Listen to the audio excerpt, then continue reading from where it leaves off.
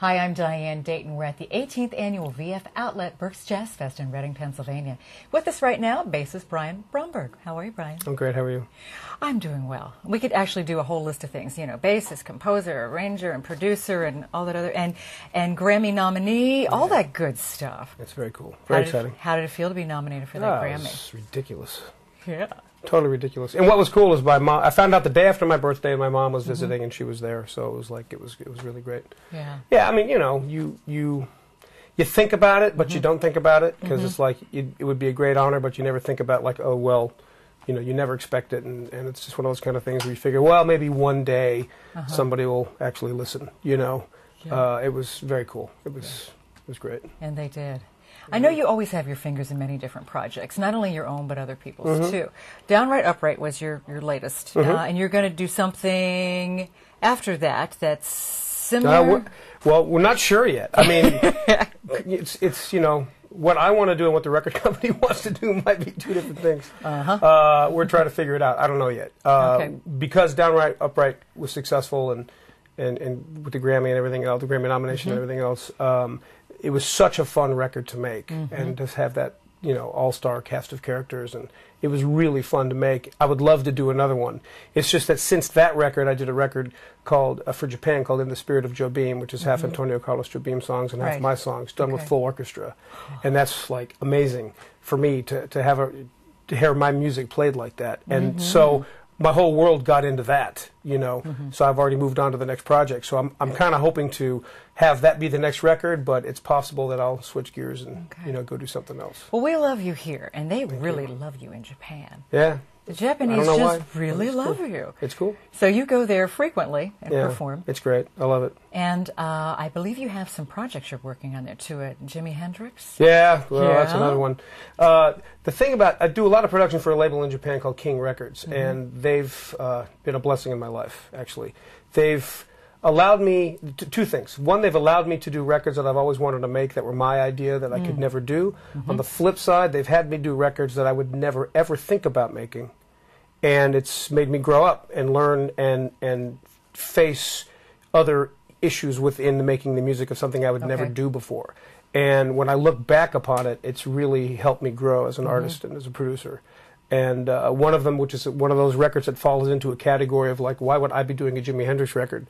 You know, some jazz bass player from Tucson, you know, but on the flip side, I was a big Jimi Hendrix fan, so, and he was really talented, so for me, it's like, wow, I could do some really cool stuff with that. It's a huge record.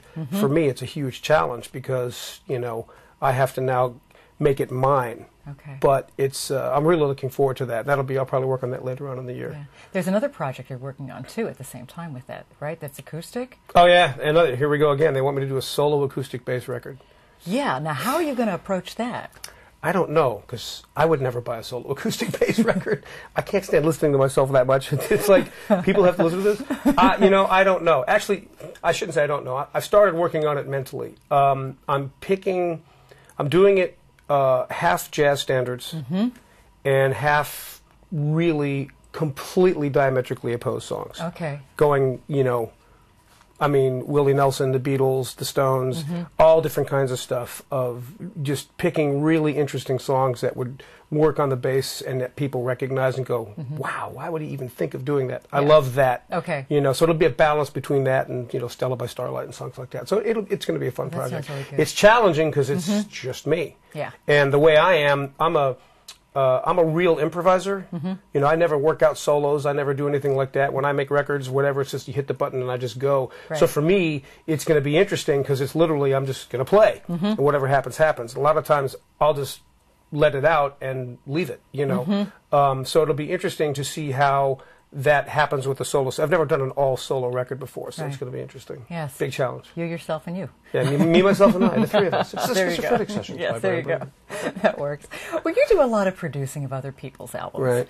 And through that, you've had some interesting experiences. What are some of the artists that you've worked with that... the one that's coming up right now, which I'm really excited about, is the legendary Kenny Rankin, an amazing singer. I just got him a record deal, and I'm doing his record, which is going to be so beautiful. He's what an amazing voice. You know, I mean, the record that I did kind of broke Jeff Cashowa's career, and that was exciting with this big thing. Yep. You know, I worked with lots of different people. No huge stars, but it's like things are starting to, you know, evolve into bigger projects and things like that. I mean, what I learned the most of in producing other people is I love, well, Richard Smith is, you know, his last CD, and I'm producing the LA Philharmonic. What I love about it is that I love helping somebody else realize their dream and their vision.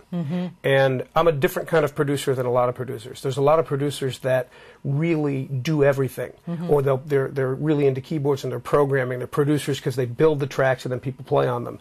I'm opposite of that. It's like if I'm producing your record, it's your record. It's not my record. I don't want my productions to sound the same.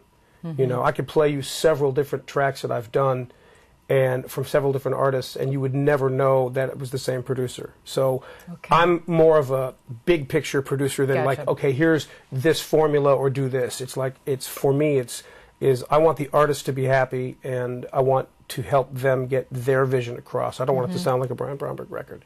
And that to me is the most rewarding part, is to help them be the best they can be and watch it unfold. I think it's really cool to watch that happen. Your CD choices. Yeah. I really like. Thank you. A lot. Thank you. A lot. B Squared. Yeah, it's great. It's fun. Yeah. Fun tune. That CD is very near and dear to you. Yes. What were you coming from? What space were you coming from when you created the songs on there? Because it just really grabbed me the first time I heard it. The biggest thing was probably relationship issues, because choices, you know, it's your life. It's dealing with your relationships, your people. Everything we do in life is a choice, and there's responsibility for that. And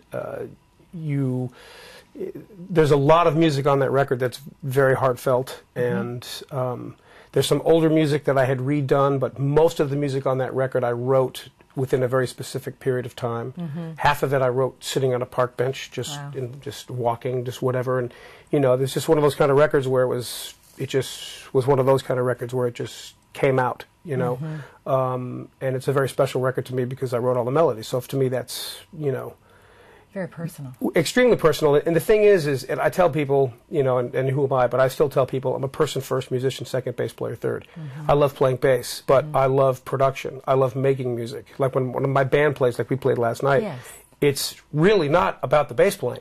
It's about the music. It's about everybody plays equally in the band. Everybody gets featured all the time. It's more about the arrangements, about the compositions and the sound. I play a lot of instruments that don't even sound like basses because it's melodic. Bass can not be as melodic at times. I mean, you can play it melodically, but when you play an instrument in a higher register, it's easier to sing a little more, you know.